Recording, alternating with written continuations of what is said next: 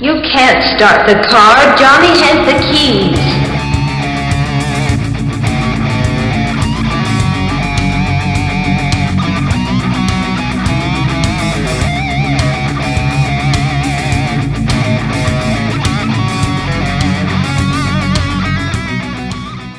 Hello out there in podcast land. You have reached Johnny Has the Keys, where we talk about horror movies and science fiction films and those key elements that lift them above the average genre fare. Welcome back. If you're here again, if you're new to us, we're very grateful that you are here. We're curious as how we heard or how you heard about us. And if you would, we'd like you to hit that subscription button on YouTube or subscribe to us on your podcast platform of choice. I am here with my co-host and friend, David Horton, in the year 2022. Can you believe it? Yeah, I can't. No, I can't believe. I never thought we as a race would live this long. No, it's great. I'm in sunny New York. See? Yeah, look at you. It's all beautiful there in January. Oh, my goodness. Yeah, it's great to be back after a 3-week hiatus over the holidays. We'd like to welcome people. What's been going on with you, Mr. Horton? What's going on in your genre world? Nothing. Had a little bit of time off to catch up on some stuff and watch some things, but mostly spent some family time. You know, had to do the holidays. Did get to do a New Year's Eve party, and that was crazy and way too long. And late. I don't stay up that late anymore. I realized I probably shouldn't either. But working at the theater, I end up having to stay. So so that was fun. And still progressing through my Hannibals. I'm still trying to catch up and finish Hannibal. And I've also started and dived into and finished up through the second season of Star Trek Voyager, because I only watched the first 2 seasons ever when it first came on. So that's Greenway or whatever. Janeway, yes. Janeway. Catherine Hepburn of space. Yes. So I thought I would watch, try to, be a good Star Trek fan and watch all of it. And just the way I remember it. So I'm still slogging through, but we'll see. Hopefully, hopefully I'll find some appealing stuff and people won't hate me or whatever. Yeah. Clearly I'm in New York, but it looks like you've been to Chicago. Yeah, I've got my Chicago hat. This is actually in honor of our friend, Mr. Pitts, who is living in Chicago. And I got this on my first trip a few years ago when I went up there again on business, and Bill and I hung out, and I got this hat. Oh, well, there you go. When I was with him, I got a shirt, but I bought it at Wrigley Field. Well, interestingly, I wear this occasionally, and invariably I'll end up out in public and they'll go, some random person I do not know at all will come up and go, "What do you think about da da da da da?" And so and I'm like, because I couldn't tell you even one player or a score at all. I couldn't unless it was the 1990s. Did you see Greg Maddux throw that no-hitter? Yeah. Can I say that back? Is that good one? Oh, okay. Greg Maddux? Greg Maddux. Okay. He pitched for them and then the Braves. He's a I'll remember that. I'll use that next time, because I just go, this was a gift. I think it's funny that I know more about baseball and I'm the gay one. Yeah. There you go. Well, I have not been anywhere unusual. No. I think that you would agree, because I'm usually either trapped in the world of the zombies of The Walking Dead, because I tend to rewatch those over and over again, or the world of Marvel. And that is what I did. I'm still in the timeline, and I watch these 4 movies. So let's see. You've got Guardians 2, both 1 and 2. Age of Ultron and Ant-Man. Is that in order? That's in sequential order, not in release order, right? It's in both. Well, you know what? You may be right. It may be just timeline order. Yes, it is timeline order, because I haven't really. Yeah, because I believe Ultron came out before Galaxy 2, I think. Oh, okay. That makes sense. I was wondering if they came out back to back when I was watching them. Yeah, I think it came out before. Yeah, because there was a 2-year gap between Guardians and Guardians 2. Yeah. I love these movies. I especially love the Guardians of the Galaxy movies. They're just great movies. I feel like they're done right.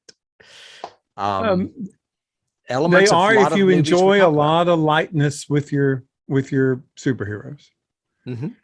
It's because they're very funny. They are. Yeah. Well, but I mean, it's very similar themes and motifs that we've covered in movies like Serenity and Star Wars, too. They're like, scalawags. Yes, I would agree with that. Wait, now 2 was with his dad, right? Yeah. That's where we meet Echo or Eno or whatever his name is. Ego. Yeah, he's Kurt Russell, which is even more fabulous because I like seeing Kurt Russell in movies. I've always liked him. Escape from Ego. Escape. Yeah. That's what the end of the movie is. Escape from planet Ego before you're dead. Get out of the brain. See, I am of the 4 that you've got up, I have to say I'm not big fans of any of them except Ultron, because Ultron is another Joss Whedon. And you can tell and I'm one of those that really likes Ultron a lot, as opposed to a lot of the Marvel fandom says, no, Whedon sucks. He's terrible. He shouldn't do it. That was a terrible movie, blah, blah, blah. And I really liked Ultron. I do remember liking the comic book Ultron better. But I still like the movie. Out of these 4, my least favorite is probably Ant-Man. I like the premise of Ant-Man, but it just doesn't feel as much like a Marvel movie to me as the other 3. Agreed. It feels more like a comedy that's attached to the Marvel universe to me. And Rudd is part of that, Again, look at these. Even with the exception of Ultron, all 3 of those I would classify as comedies. All 3 of those movies. Well, funny that you should mention that, because I did a lot of history on the Ant-Man movie, and it was developed back in 2006 by Edgar Wright. And that's why a lot of the same scripts survived. And he got in a fight with Marvel and quit. And they had to find another director because he wanted it to be solo and no connection to any of the other Marvel movies. And they needed him for the Avengers. Right. And he is an original Avenger. I mean, I know that from the comic books. So anyway. But it's Honey, I Shrunk the Kids in Marvel, sort of thing. Kinda. I mean, it's really, I love the premise and what he can do, but it is really funny when they cut to like that Thomas the Choo-Choo train going around and you just see a little thing get knocked down. Yeah. Because it's like this epic battle going on and all you see is this little thing fall over. Dink. Yeah. And doesn't he ride ants like they're horses? Yes. Kind of thing or something. And he did that in the comics too. So, yeah. Well, but see, in the comics, it was Hank Pym. It was not Scott. His son. Scott. Yeah. No, the cat burglar that he conned into doing it or whatever, tricked into doing it. It was the original guy and Wasp. But apparently there's a second generation now comic book wise, and that's what they went with for this story. So they just have him as an older man, the brain, the Alfred or whatever you want to call him. Yeah. Right. So, but anyway, I had a lot of fun visiting these Marvel things, and I thought it might be appropriate to go back and talk about them in our brief week of genre fair. Because why would that be? Well, because this week and I've got to get my notes up because I've been listening to you and haven't done it at all. Oh, I'm sorry. Should I do what do I need to what's No, that's word? Okay. I can do Banter, it very or vamp. Stretch. Keep vamping. Stretch.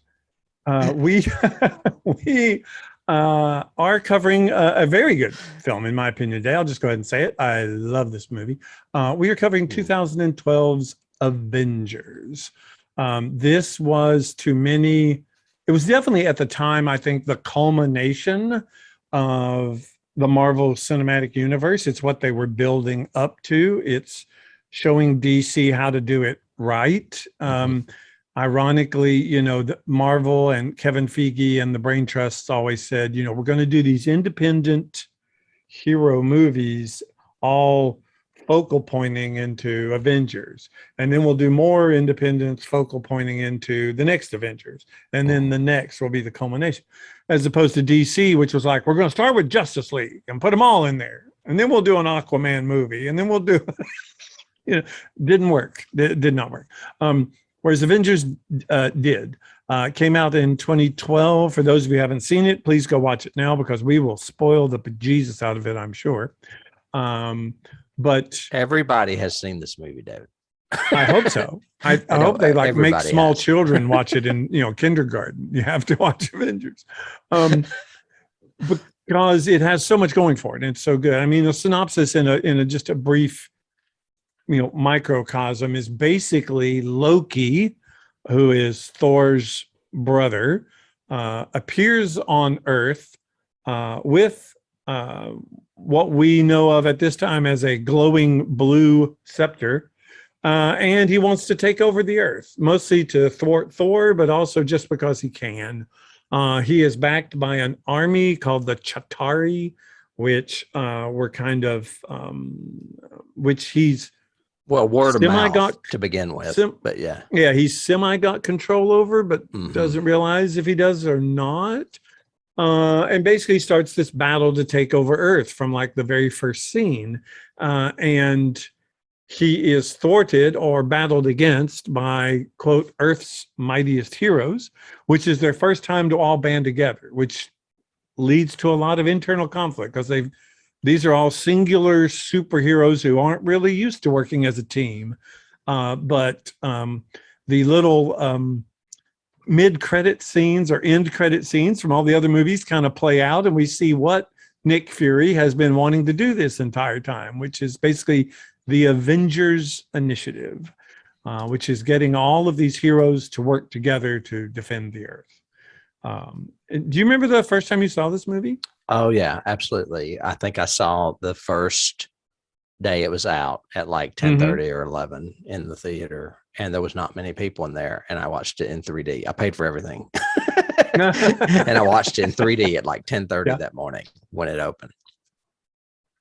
Big fan. I watched the first show that morning too, and ended up going back the next day to an afternoon show, which had a little bit more people and everything else.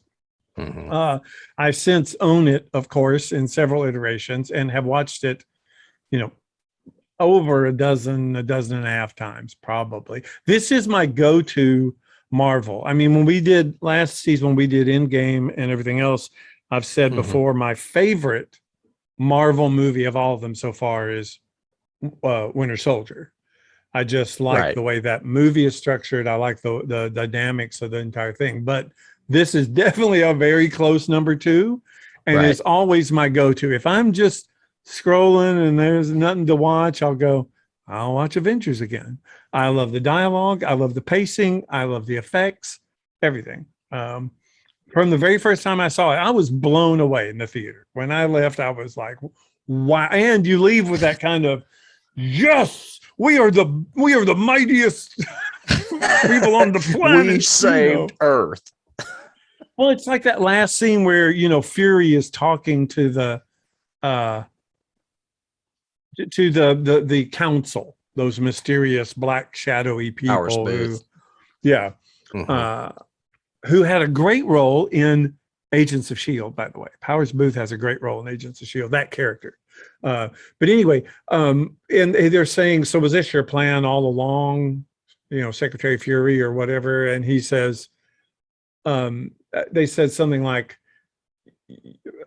he said, I ain't your secretary. No, it said something about, I'm trying to remember the exact line. I should have written it down, but it's something to the effect of the whole planet knows about the Avengers now. And he says, no, every planet knows about Avengers now, the Avengers now. And it's just so good. You leave that way going, that's right. Yeah. Come on. I mean, you mentioned Infinity War and Endgame, and by then it was like putting on a comfortable shoe. And they're both fantastic movies, incredible movies. But this was the introduction. And this movie, I'm sure Joss Whedon has a lot to do with it. Yes. But this movie has elements of classic Hollywood in it too, that make it as strong as it is. I'll get to it when we get to keys. But you'll know exactly what I'm talking about when I say it. Okay. So, okay. Yep. But I love the script is really smart. And I meant to ask you, I thought it was kind of ironic that it was co-authored by Zach Penn, who we just covered doing Ready Player One, which is not a great script. True. So what happened there? What's their relationship? I don't know. From what I did in the research, Zach did a lot of the original plotting with Kevin Feige kind of supervising, as far as these are the bullet points we need to make sure we hit. We need to hint at Thanos in this somewhere. We need to. That was more Whedon that said that, from what I read.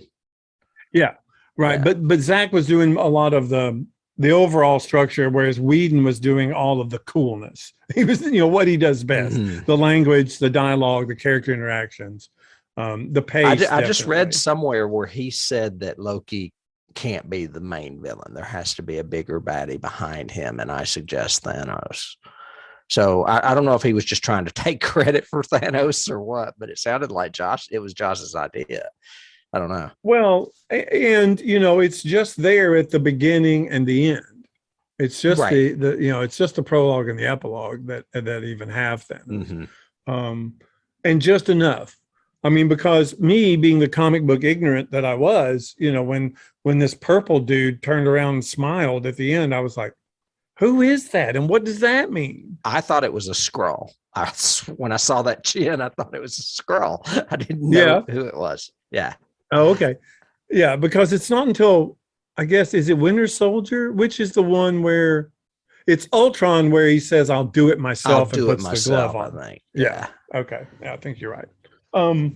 But this, movie from the very beginning, we are in a huge action sequence right at the open, and I love the way it does that.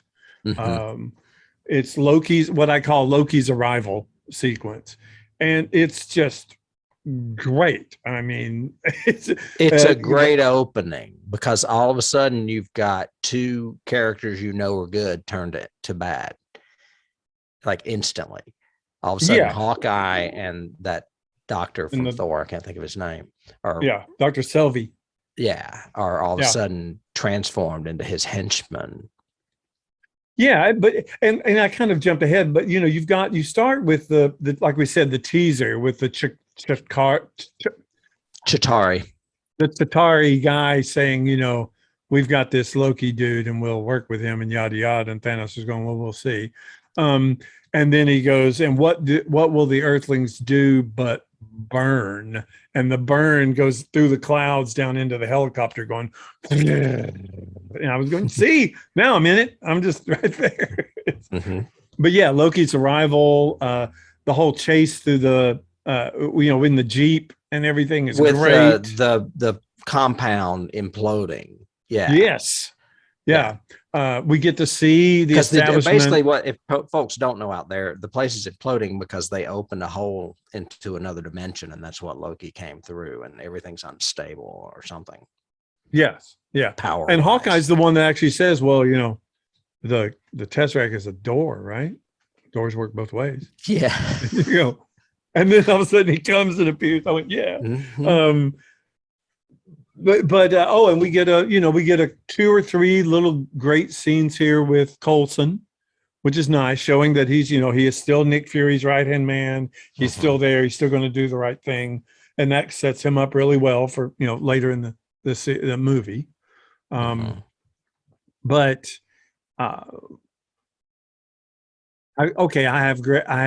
this has such a great comic book feel. The very first line is the Tesseract has awakened. Yeah, that's pretty true. And it's that you Chapter open the comic 1. book and you get that first shot of just, the staircase in space and the blue orb and all of that, So yeah, that's a pretty good comic book opening. It is. And there's really 3 acts in this. The one that you just mentioned, the beginning and opening with the introduction of everybody and Loki coming to conquer. But then you've got the second act, which takes place primarily above New York or the ocean on the helicarrier, S.H.I.E.L.D's giant 4-engine. It looks like a floating aircraft carrier. It looks like. And then that's a lot of action takes place there. And then of course you don't think it can get any crazier, and all of a sudden at the end there's a hole in the sky and we're being invaded by extraterrestrial hostiles just attacking New York. So there's 3 major acts in this movie. I could see that. You've got the opening and the arrival, then you've got the team building, and then you've got the final battle. Right. The final game. Yeah. Yeah. In between Act 1 and Act 2 is a little bit of solo action where they're like, what's his name? Coulson says, you get the big guy. She says, Stark doesn't listen to me. He said, no, I have Stark. You get the big guy. He's talking about Hulk. And it's like, they all go off on their separate little missions to get people. And I absolutely love Mark Ruffalo as Hulk. I think he's phenomenal. I never even saw the Ed Norton movie, and I don't know that I ever need to because Mark Ruffalo is Hulk to me. Yeah, I don't think you need to. I did see it, and it wasn't that he was bad. Just Ruffalo adds so much subtext to it that he keeps talking about the other guy. I like that. There's only one time when he slips and says the Hulk, and he does, but he keeps calling him the other guy. He has all of this kind of repressed energy in all of his delivery when he says stuff. Like when he first meets Captain America and Black Widow's there, and she goes, you guys might want to come inside. The air's going to get a little thin. And Captain America goes, is this a submarine? And then I'll go over to the edge and it starts rising up. and Ruffalo goes, oh no, this is much worse. No, he goes, is this a submarine? And he goes, really? You think they want me in an enclosed metal tube? And then it cuts and they're rising up. He goes, oh no, this is much worse. Yeah. Yeah. And I love the scene where Coulson calls Black Widow, who is in the middle of an interrogation tied to a chair. That is the best, even though it's not her introduction to the series. It's the best intro to her in this movie they could possibly ask for. It's like James Bond times 10. Oh yeah. Because she's literally like, I'm in the middle of something. Can I put you on hold? And she's tied up. She goes, really? I'm in an interrogation right now. This idiot's they telling me don't realize everything. that she's interrogating them. Yeah. And even the though little Russian guy prisoner. goes, I'd not tell everything. What is it? Yeah, it's and classic. then he kicks the crap out of all of them, then just picks up her shoes and says, "Okay, where do I go?" And that shot of her picking up her shoes on the way out is like beautiful cinematography. Perfect. Yeah, perfect. Yes, his cinematography all the way through this. I think his shot choices are brilliant. They're both. We did Creepshow and we talked about the framing devices and everything else. This is a comic book without the overtness of the comic book frame, but it has comic book shots. I mean, Over Your Shoulder is one of the most iconic MCU shots ever, which is that panorama, the first time they all form actually and as a team. And it's such I have a long shot of it too, right there. Shot. Yeah. The way he frames it, the way he tells the stories, he can tell these intimate close-ups with Cap or Natasha and tell these great moments, and then go to these huge epic shots of like the helicarrier turning over and the airplane sliding off the edge of it and everything. It's just massively big. And those special effects still hold up. I mean, this was from 10 years ago and it still looks awesome. Yeah, it does. And totally believable. I mean, I believe all of it. But yeah, that whole sequence at the beginning when they're on their separate missions, even down to going to hunt for Loki when he suddenly appears in Germany, that's essentially a solo mission with Cap, and Tony shows up with that playing AC/DC, yeah. And you just barely hear it a little bit, and it's still just a shot of Natasha, and we hear it, and then you hear Tony Stark's voice go, "Hello, Agent Romanoff, you miss me?" And she just kind of smiles for a second, and then he suddenly blows Loki down, and then goes, "Okay, your move, Reindeer Games." Right. Yeah, he has nicknames for everybody. All that dialogue is so Joss Whedon, but perfect for these characters. Yeah. He is just so good at that little, even it's just rapport. All the Starkisms it's casual rapport between people who are friends and know each other, or soon to be or friends. Don't. Yeah. Or don't. Like she goes, "I'd stay out of this, Cap. These guys are basically gods." And Captain America's response is, "There's only one God, ma'am, and I don't think he dresses like that." And then he jumps out of the plane. Jumps out of the plane. Yeah. Yeah. Thor doesn't show up till way into the movie. It's like 45 minutes, I think. Yeah, and that's part of it. That's his tag along, is after they've captured Loki in Germany and they're flying back, and it starts lightning, and he goes, "What's the matter? Afraid of a little lightning?" And he goes, "I don't particularly like what follows." And then suddenly Thor lands on the top of the plane. Right. You go, "Yeah. My big brother's here." I mean, just so much dialogue. Thor and Loki are talking, and Thor finally goes, "Listen, Loki," and all of a sudden he gets hit by Captain America, knocked off, and Loki goes, "I'm listening," because he's not there. Every line, and we said this if you go back and listen to the first Avengers coverage we did, which was Infinity War and Endgame. Every line of dialogue is there for a reason, and none of it feels like it's there just to show a character. I mean, every character's there for a reason. We joked in that episode about how sometimes they give Uhura or Sulu lines in Star Trek just so you can see them, but in this they're essential. Yes, everything, or they're perfect for what it is. That quip or whatever, even down to that man's playing Galaga.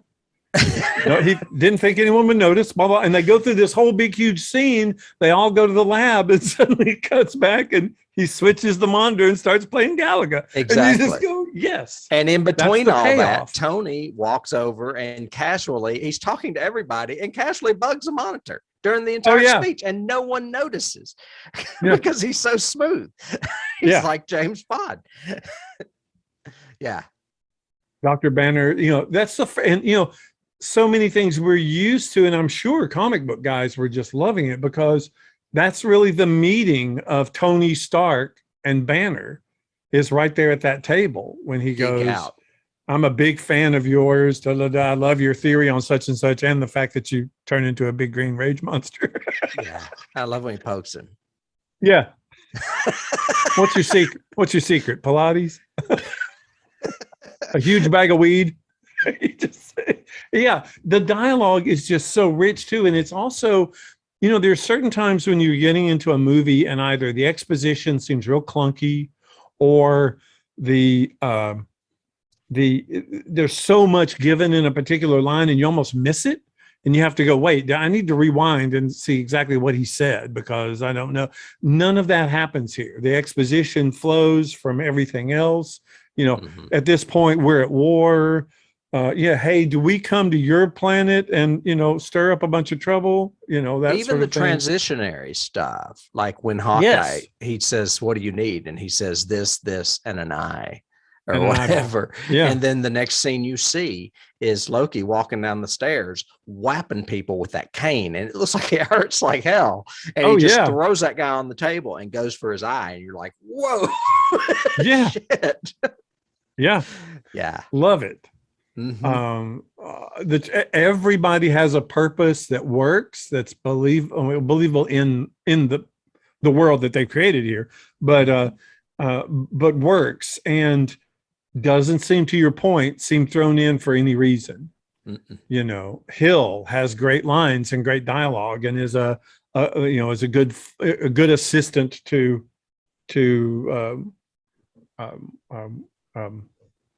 Fury.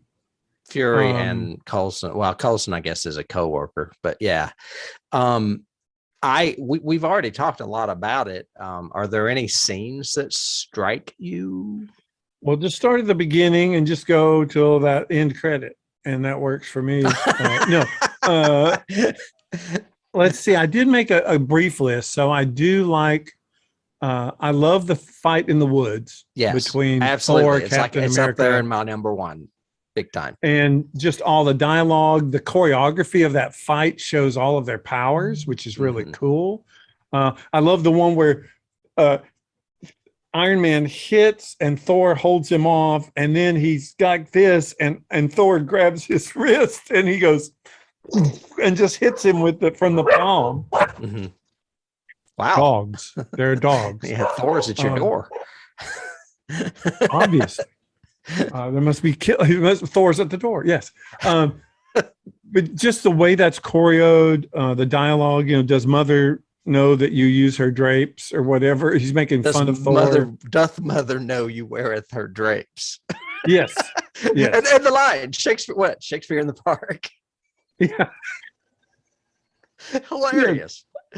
That scene, and I'll go ahead and reveal it, is one of the big keys for me. That scene where all the good guys are fighting each other is the same kind of thing they used to do in John Ford Westerns, where John Wayne would fight with his best friend or his future best friend first.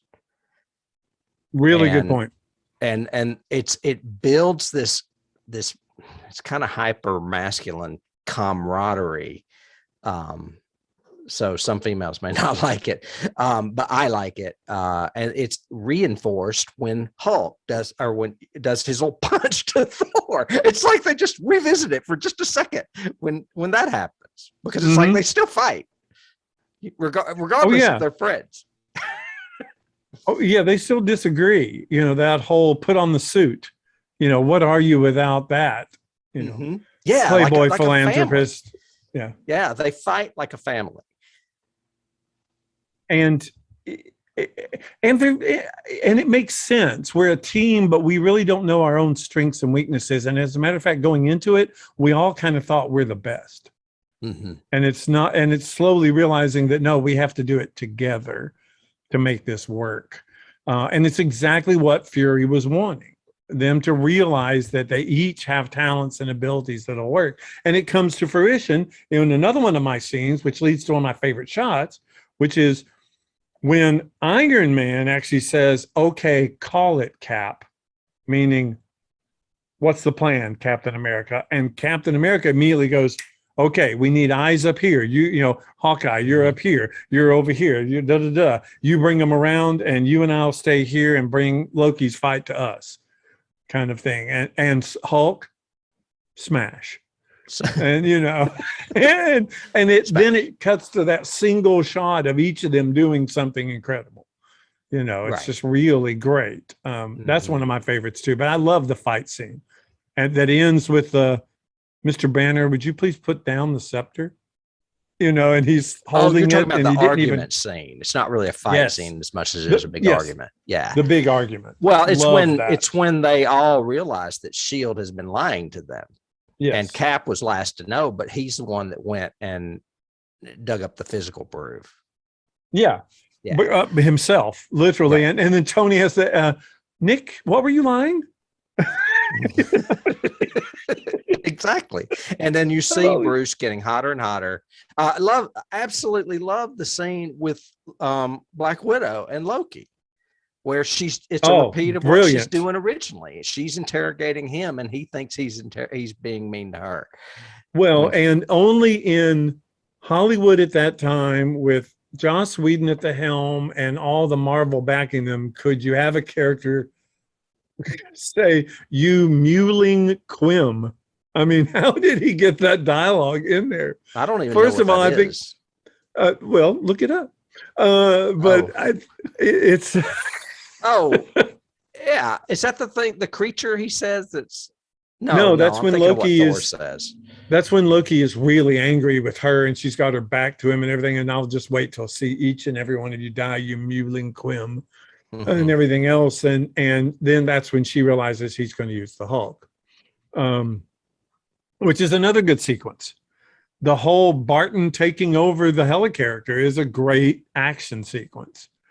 Down to and the way everybody works, the physics. Every time I watch this movie, I love the physics of Tony in that suit, and the fact that like when he falls and drops and he slowly like adjusts himself with his hands and feet, just the way he has to like a second to get ready, and then he can shoot off and stuff, just the way they do stuff. And the whole thing of him starting the turbine again and then saying, you got to cut this off so that I can fall through. If you don't, I'll be turned up. And Captain America can't get to it. And he's going, okay, Captain, now. Okay, now. And then he falls back against the blade and goes, oops. And then goes, yeah, I love how he goes and helps Cap immediately because he realizes that he was in trouble too. I also love what we were leading up to when Black Widow discovers Loki's plan is to unleash the Hulk, and all of a sudden it happens.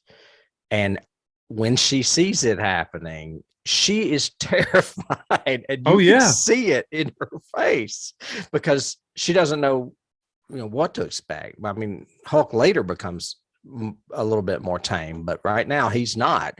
And that whole scene of him chasing her through that helicarrier, I mean, he's too big to fit in the hallways. He's just obliterating everything as he runs. It's great. And his fight with Thor is great. When Thor throws the hammer and he tries to catch it and it takes him. He rips off a wing and throws it like a frisbee and Thor has to duck. I mean, it's a good fight. It's really great. And it builds up to this, one of my favorite Marvel moments in general is the two scenes with Coulson. It is a spur to the motivation of the third act, to really forming the Avengers. As Nick Fury says, they needed a push, but that scene between him and Loki with the weapon and everything else, he goes, I don't even know what it does. You want to see? And then he gets stabbed. And then later on, after Thor's gone, Loki's talking to him and he goes, you'll never do it because you lack a heart and all that kind of stuff. Conviction. And he goes, conviction. And he goes, takes a step and he just blows him away. And has that line about, oh, so that's what that does. Yeah. And then his death scene, the guy rabbited, boss, I'm sorry. And then what happened? Didn't they bring him back or something? Yes, that's the whole point that I keep saying about Agents of S.H.I.E.L.D., which is so awesome. In the pilot of Agents of S.H.I.E.L.D., we are following a S.H.I.E.L.D. agent and a couple of others, and they find a semi-superhero, and they have to do this thing, and they take him back to S.H.I.E.L.D. for this interrogation, and all of a sudden, out of the shadows steps Coulson.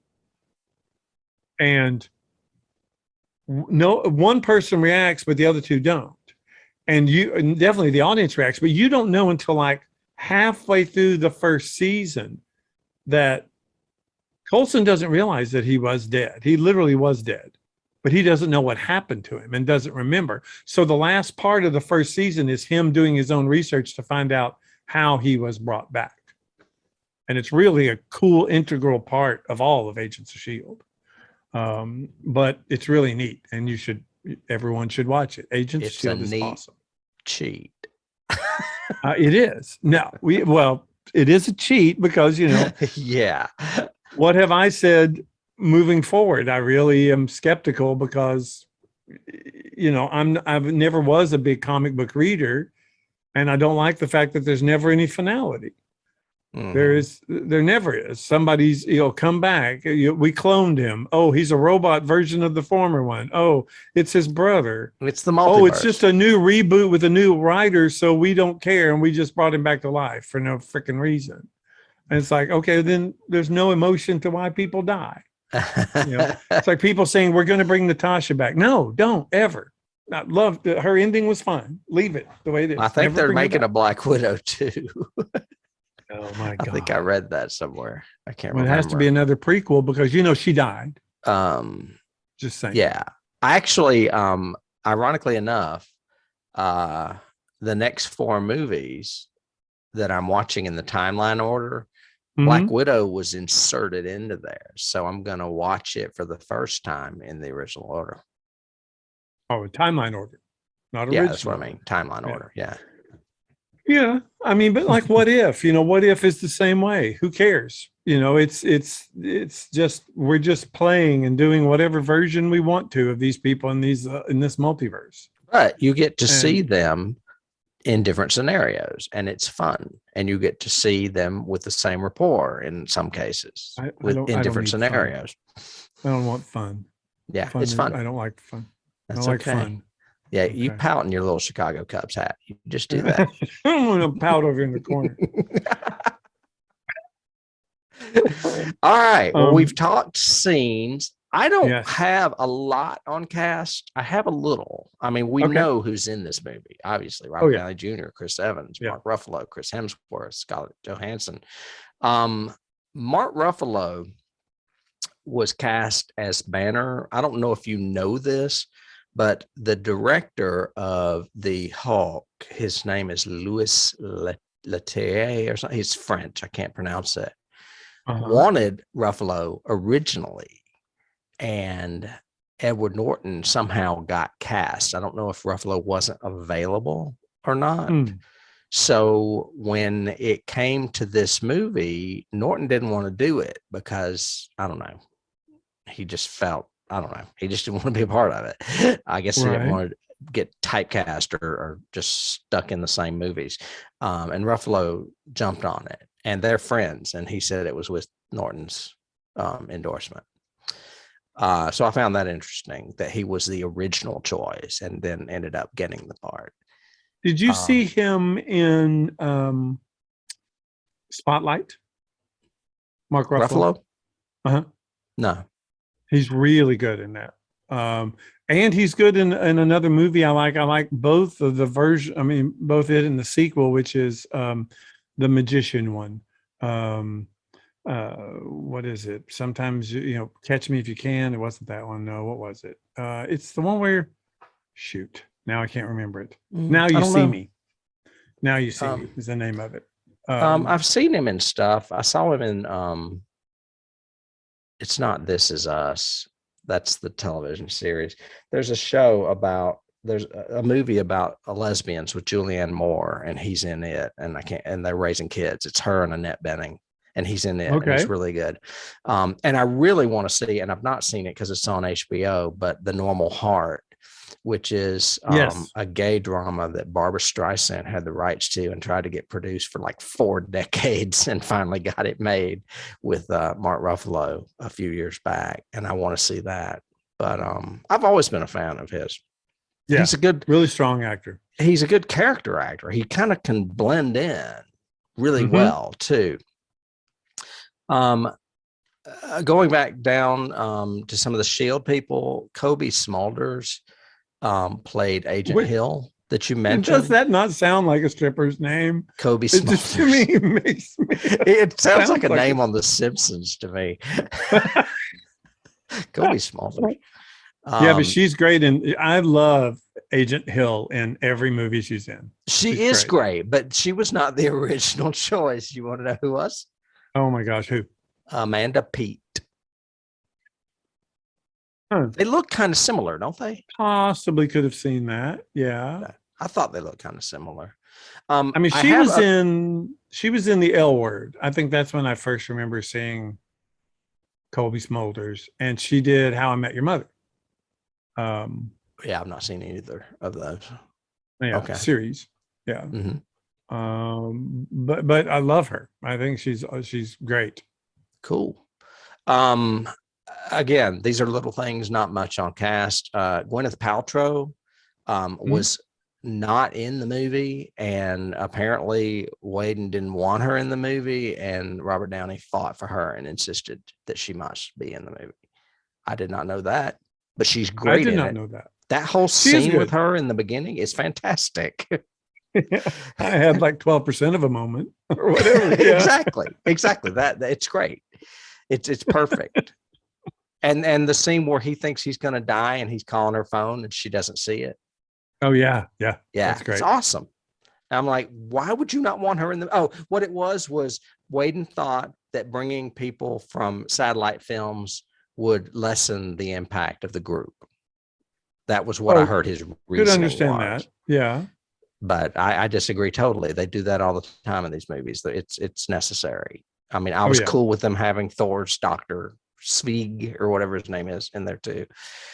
Dr. Also, there's an agent, Jasper Sitwell. You may not remember him. He's he's Maximiliano Hernandez. Great character in one Walking Dead episode. He plays a cop in a great Walking Dead episode. Well, he's huge in Winter Soldier, and he goes on to do Agents of S.H.I.E.L.D. Okay. Well, he's only briefly in this, but I remember Agents of S.H.I.E.L.D. has an entire season that takes place right after Winter Soldier, and the whole season is about the fall of S.H.I.E.L.D., essentially S.H.I.E.L.D. being infiltrated by Hydra.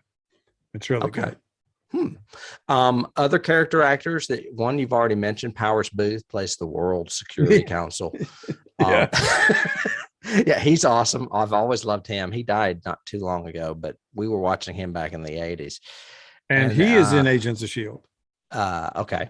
And then also Harry Dean Stanton is in this movie. Yes.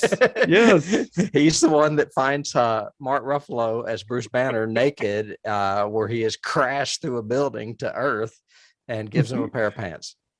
Big and huge and buck-ass green. Big and green and buck-ass naked, buck-ass nude. That's it. We all know him from Alien mainly, but also several other films. I've got just some ridiculous casting stuff. Lindsay Lohan reportedly auditioned for a role. I have no idea what role that was. In a different movie, hopefully. Yeah. Well, it would have had to have been an agent of S.H.I.E.L.D. because it couldn't have been any of the heroes. Felicia Day, whoever that is, denied reports on being cast as Abigail Brand. Apparently, there was a rumor going around that she was cast, and she said no. And Makes then sense. Mark Shepard, Jeffrey Wright, and Jennifer Garner were all rumored for roles, which I find interesting because Jeffrey Wright is now in What If.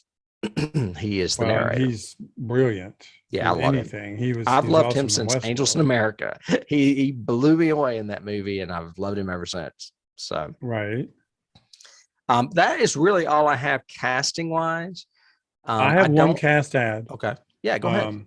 I love Ashley Johnson. I was in love with Ashley Johnson since I first saw this movie. She's the waitress that has several little scenes. You know, she's shown looking at Captain America at one point. He rescues I know who you're her talking in the about. bank. When she's being rescued, you know, she looks forlornly back at him as the cops are leading her away. And then she has the interview at the end where she's saying, he saved my life. I just, wherever he's at, I just want to thank him. Well, she supposedly, there's a scene that was cut that had Captain America actually going into the restaurant. This was before the attack on New York. And he actually goes into the restaurant, and she obviously is interested in him and flirting with him. And he's, you know, Captain America. And a customer leans over to him from a booth going, "Why didn't you get her number, you goof?" And it's Stan Lee. That was his cameo originally in the script, but they ended up cutting that scene and not using it. And then she was going to go on in Captain America: Winter Soldier and be his girlfriend, but they thought that would interfere with Agent Carter, the girl that was actually his roommate, who was undercover. I mean, in the apartment beside him, that was actually undercover, and she was really a S.H.I.E.L.D. agent. Yada yada. So they didn't use her. She went on to be in Blind Spot, which is a pretty cool genre-y sort of series they tried for a while on Fox. But she's great. I love her. Yeah, I knew that she was there for a reason, because you do see her multiple times. Yeah. But they're very short. And it's like one cameos. Of those threads where you're going, I wonder what that means. And or if it's going to come up in the future. Yeah, right. Exactly. Right. Like an Easter egg. Which was the intent, like they said. Yeah. Okay. I don't have too much on awards. This movie was nominated for visual effects for both an Academy Award and both a BAFTA award. Yes. And a BAFTA award, and it didn't win either. I did not look to see what won instead. Shame on me. But anyway, it did win Saturn Awards, though. It won Best Science Fiction Film and Best Supporting Actor for Clark Gregg, and Best Director for Joss Whedon, and Best Special Effects for those guys. It was a nominee for writing and editing, but it did not win. So something else won those Saturns, but it did win a slew of Saturn Awards. I like those Saturn Awards. That's all I have on that. So we can continue on to any little trivias, I guess, or keys, if you're ready. The only I was struggling with trying to key this whole thing, just because there's so many references that grow out of this to the MCU, of course. But my biggest key that I took out of this, and general, I think, but I think and I think I mentioned this when we did, is it Endgame? It might have been Endgame. I can't remember, but this has, you said old Hollywood, like the John Ford movies. This to me also has old Hollywood, like the old witty couple dialogue stuff, those really heavy. Yeah, you've mentioned it before, like the it's not Frank Capra, like but, some like George like Cukor, or like George Cukor, or somebody like All About Eve. I can't remember who directed it. That banter that goes through all of that. Those Cary Grant movies with Katharine Hepburn, like Topper, and exactly. I know exactly what you're talking about. I'm not sure, but I can maybe figure out what directors those are. Yeah, but it builds like those. It has that old school dialogue where the dialogue is more important than the action scenes. You know, a lot of times in the JJ verse, the action scenes are there and they're huge set pieces, but they don't have good character development. They don't really do anything other than it's a big action sequence. And in this, like you said, the characters, the dialogue, and the actions that take place all move the plot along. Exactly. They're there for a reason. And don't you find it ironic that we're talking about a major modern movie, but the conventions that make it successful date back to classic Hollywood? Yes. I mean, I find that amazing and so profound. And, you know, all you people out there listening, this is why we like movies, because we do recognize these things from the past, even though this is a superhero movie. And the overall thing is, you know, the Steven Spielberg line from his honorary Academy Award, you know, if it's not on the page, it shouldn't be on the stage. The whole point is it starts with the script. It starts with the storytelling. And if you can't do that, you may have the best idea in the world, but if you can't tell the story right and in a good way, it's doesn't matter how much Life Force. Or any movie you thought it was, or David Lynch's Dune. I mean, any of those huge projects that you hear are just incredible can fall flat, so flat. Yes. Cleopatra was another one. Yeah. Doesn't matter how much money you throw at it. If you don't have the story, you don't have the Dr. story. Doolittle. Dr. Doolittle. Yeah, the original Rex Harrison one. Remember? Well, even the new one is terrible. So we've talked about old school. I'm going to go old school again. And you mentioned, there's going to be a million keys to other Marvel concepts, but I'm going to go to the original, the very first episode, or excuse me, the very first issue of Avengers in 1963.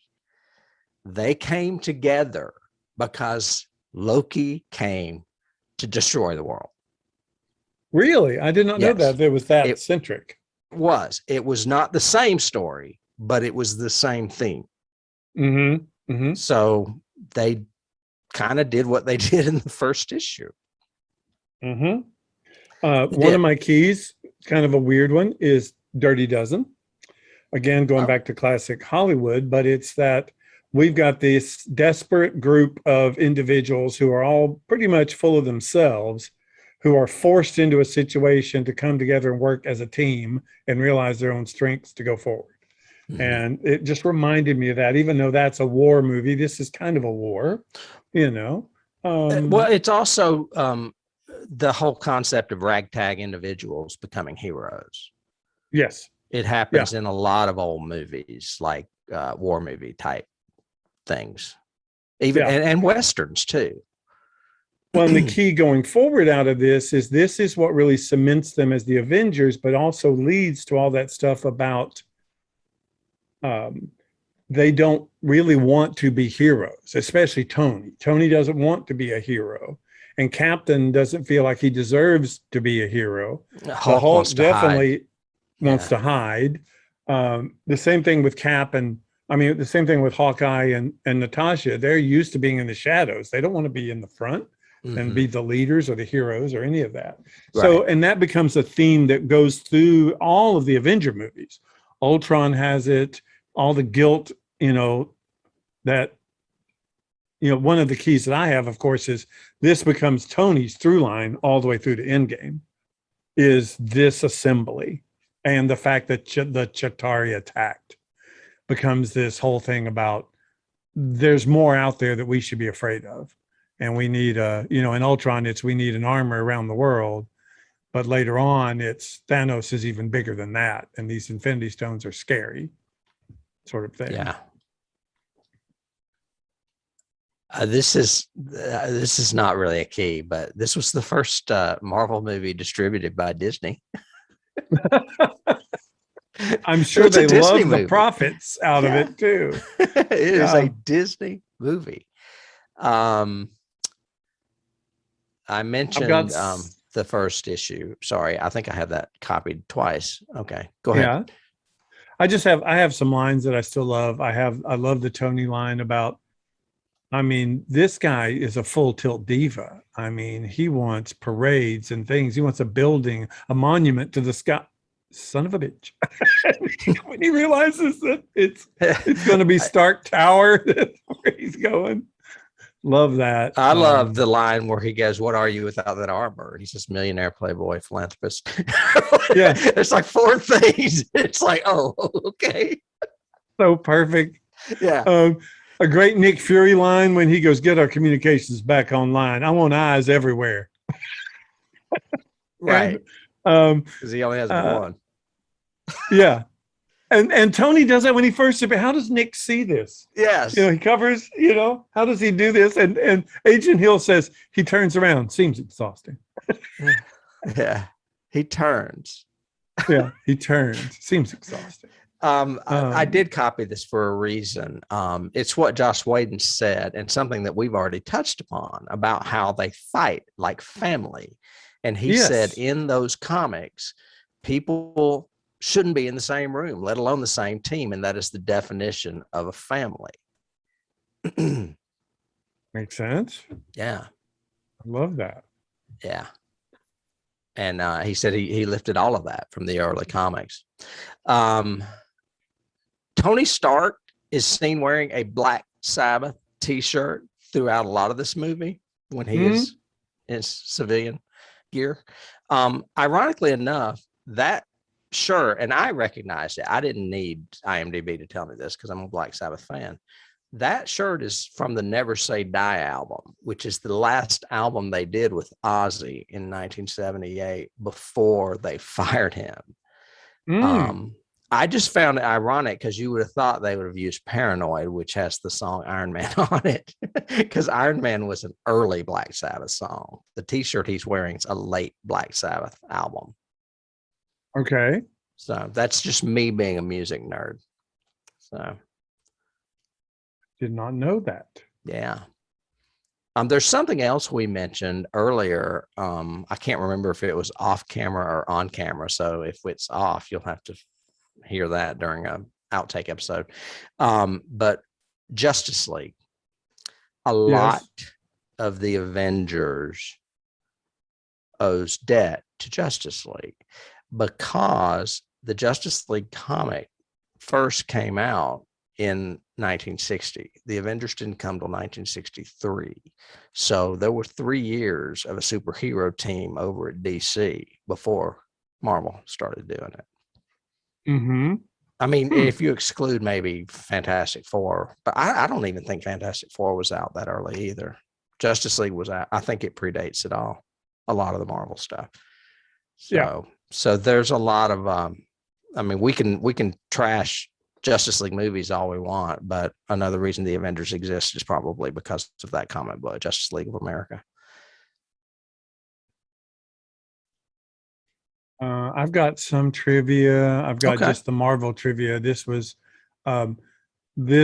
considered the final chapter of Phase 1. So when they divide the Marvel into the phases, like I said, all the independent movies went toward the Avengers. So this was the end of Phase 1. That's a little trivia thing there. What else? Let me see if I can find my notes. I've got some trivia as well. 2 founding members of the Avengers from the comics were Ant-Man and the Wasp, which I mentioned earlier in our preface to this episode. They were replaced by Hawkeye and Natasha Romanoff, the Black Widow, in an attempt to better integrate S.H.I.E.L.D. into the story, because S.H.I.E.L.D. had its own comic book. They didn't really interact a lot with the Avengers for the first few decades. Nick Fury was a white cigar chomping, one-eyed badass with his own comic book and S.H.I.E.L.D. Right. They just kind of incorporated it into the MCU. And I guess they used Hawkeye and Black Widow as kind of that bridge. I think that's all I've got. Here's something funny. Anything new? I didn't realize this when I watched it, but Gwyneth Paltrow is noticeably barefoot in all of her scenes in Stark Tower. Yes. And Robert Downey is in 3 to 4 inch platform shoes so that he looks taller than her. Oh, I didn't know that. That's good. Considering I'm 5'6", I can relate. I have in the first scene we see Cap, he's punching the punching bag. That's and good. He's punching several bags. He's got them lined up. Well, yeah, he knocks the entire thing off and then goes over and grabs a new one. That's actually almost a shot-for-shot scene from Buffy. Buffy does the same thing in season 2 of Buffy. She's training. Well, you know what?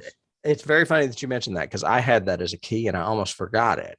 That whole Black Widow fight in the chair looks like something right out of a Buffy episode to me. Oh, yes, definitely. Like it has the whole female choreography, I don't know, martial art, whatever it is she's doing, just reminded me of Buffy the Vampire Slayer. Yeah, makes sense. I totally agree with that. Yeah. And then the last thing, and of course I'm going to go out on this, is Marvel Zombies use the phrase, instead of Avengers Assemble, they say Avengers Dismember.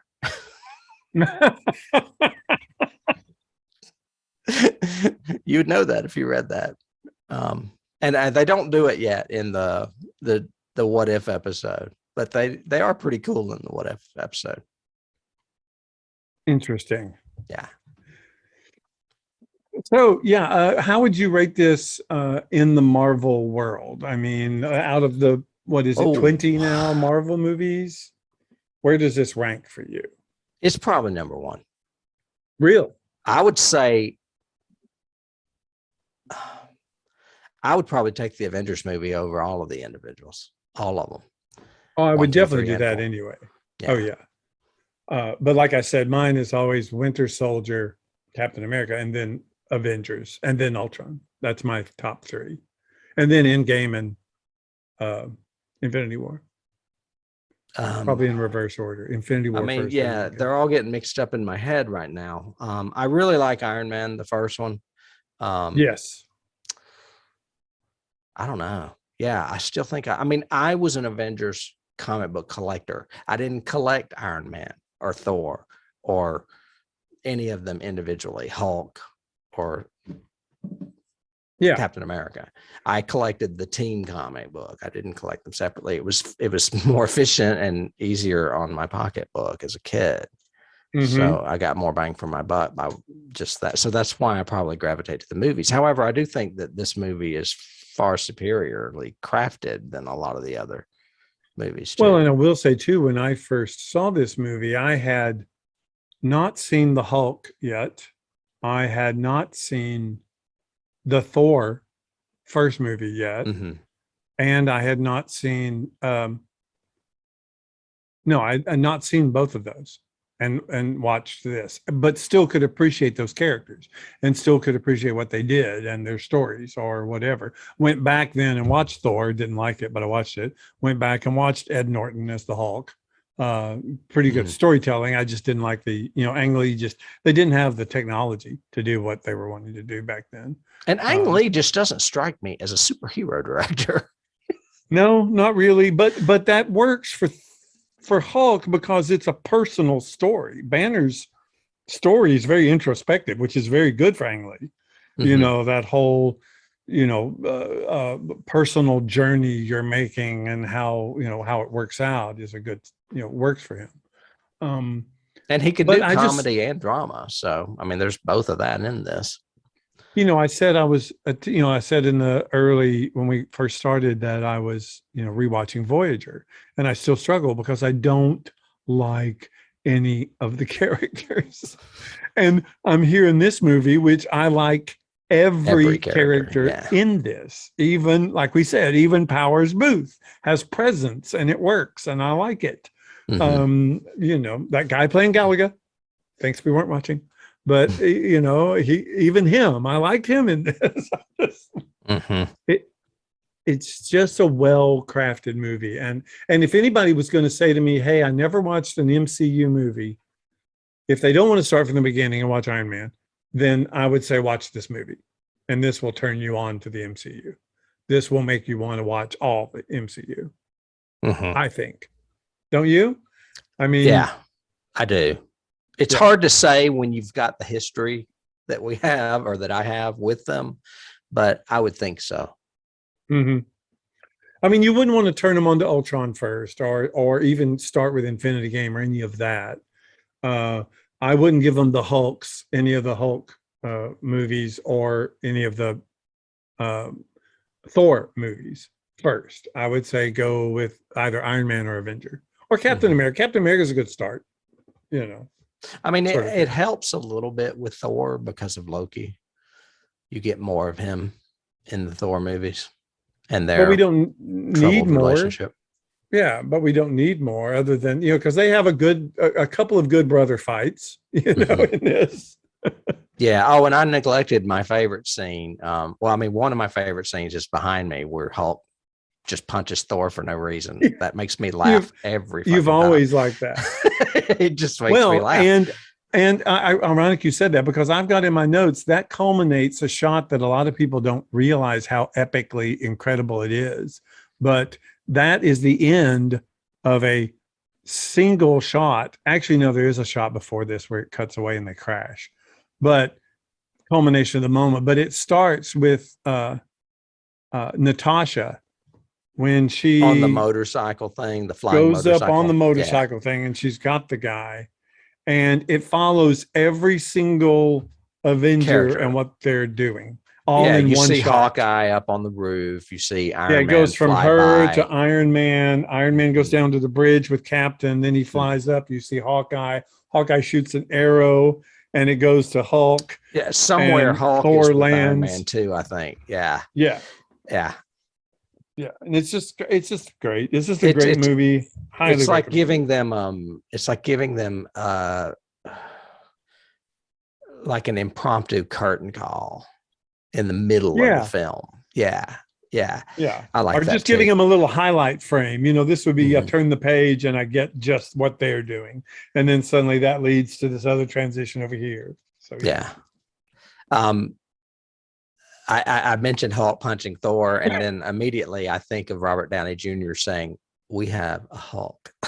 And then later on, when Hulk has Loki, it's not. I can't remember what Loki says, but the next thing you know, he's just.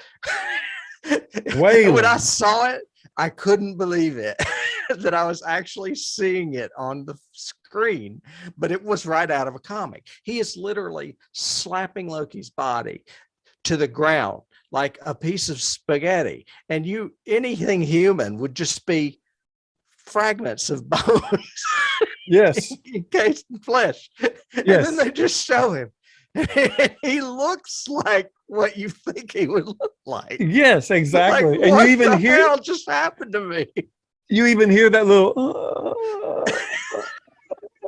I read that Hiddleston, they tied a rope to his leg, and he had a whole speech there of like 4 or 5 lines, and he never knew when they would jerk him, so that it would always be a surprise, and he'd get the right reaction when he fell.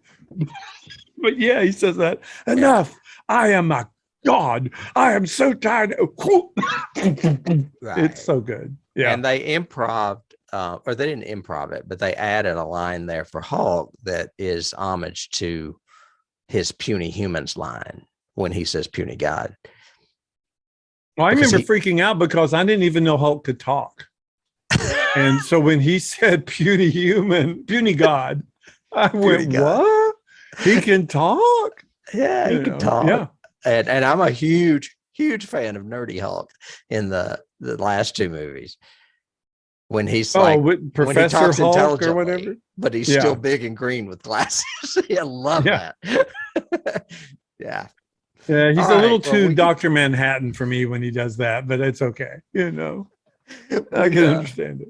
Oh my gosh. This could be like, fortunately, it's not 2 films, or we could just gush and gush and gush more. We would, yes. But I guess it's a good kickoff to 2022. I mean, come on, we start with a great movie. I think so too. It was another reason why I put this backdrop behind me, because another thing about this film that I love is that New York is such a central character in all of Marvel comics, and never more so than it is in this movie, except maybe a Spider-Man movie.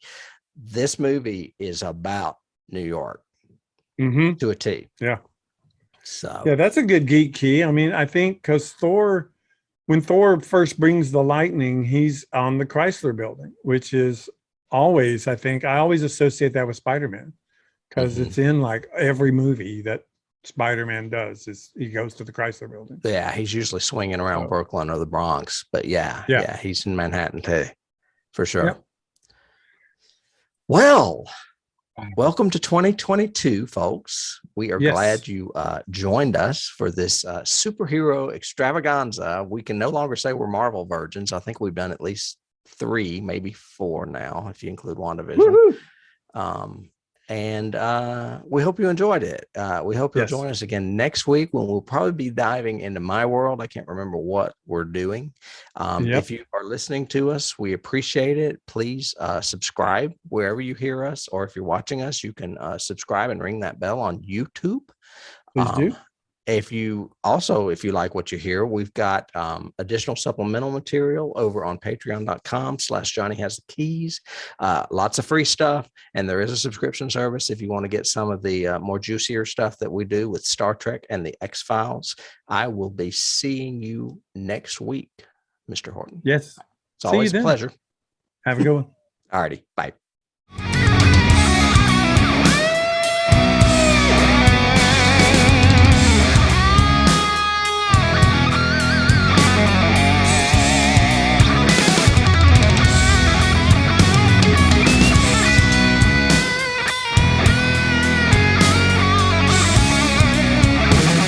You can't start the car. Johnny has the keys.